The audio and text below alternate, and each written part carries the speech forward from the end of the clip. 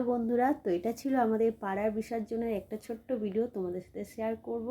আমি প্রতি বছরই মাকে বরণ করতে যাই, কিন্তু এবছর এতটাই বৃষ্টি হচ্ছিল, বিকালবেলায় হয়তো ভাবছিলাম এবছর আর মার মুখ দেখা হবে না, বরণ করা হবে না।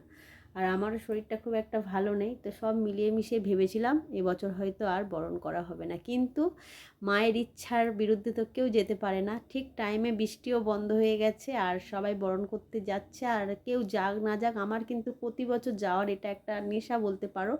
কারণ হচ্ছে মা এক বছরের মতো চলে যাচ্ছে, তো মাকে আমি আজকে দিনের মতো শেষবারের মতো হয়তো আমাদের মনে সব সময় থাকবে, কিন্তু এইভাবে কাছ থেকে তো আর পাবো না। তো মাকে একটু দেখে এলাম, আদর করে এলাম।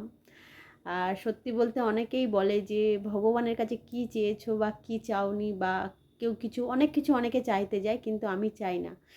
যদি তোমরা বলো যে তোমার কি সব কিছু আছে, হয়তো আমার কিছুই নেই, কিন্তু আমি এটা বিশ্বাস করি যে ভগবান যার যেটা ভালো হবে, যে টাইমে যেটা দিলে ভালো হয় সেটুকানি দেবে। আর আমাদের কর্মের উপর আমাদের ভাগ্য নির্ধারণ করে, এটাই আমি মনে করি।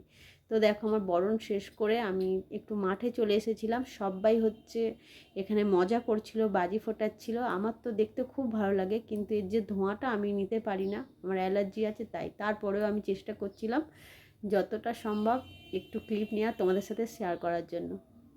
তো দেখো, খুবই ভালো লাগছিল। আর বৃষ্টির ওয়েদার বলে বেশি বাজি ফোটানো হয়নি, নাহলে অনেক বাজি ফোটাই এখানে। আর এখানে সবাই নাচছিল, বড় থেকে ছোট সবাই খুব মজা করছিল। ভেবেছিলাম হয়তো বৃষ্টির ওয়েদার, তাহলে হয়তো মাঠ একদম খালি থাকবে, মানে বিশেষ কেউ আসবে না। কিন্তু পুরো মাঠ ভরে, আমাদের এখানে মাঠটা কিন্তু অনেক বড়, ঠিক আছে।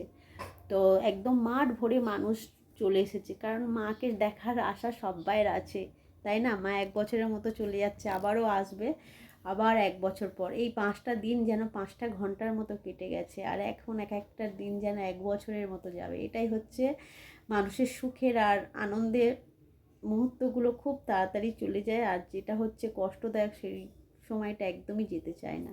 তো দেখো, বাচ্চাগুলো কত সুন্দর নাচছিল, তার জন্য একটু ক্লিপ নিয়ে নিলাম। বাচ্চাদেরই তো সব থেকে বেশি আনন্দ, তাই না। ওদের কোনো নেই চিন্তা, কোনো নেই ভাবনা।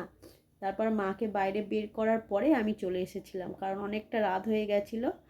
লাস্টে একটুখানি বাজি ফোটানো দেখে চলে এসেছিলাম। তো তোমাদের বিজয় দশমী কার কেমন গেল অবশ্যই করে বলো, আর সবাইকে বিজয় দশমীর অনেক অনেক শুভেচ্ছা রইল। টাটা, সবাই ভালো থেকো।